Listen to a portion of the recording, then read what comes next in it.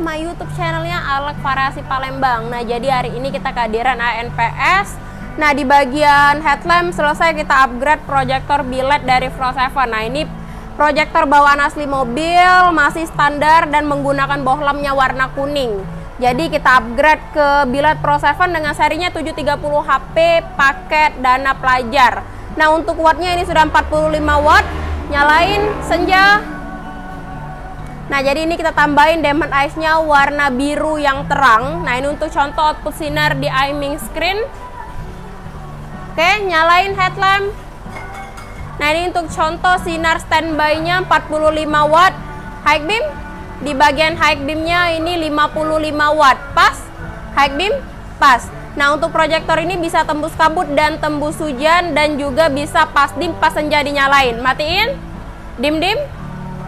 Tuh, nyalain. Nah, jadi pas posisi standby menyala langsung terang tanpa delay lagi.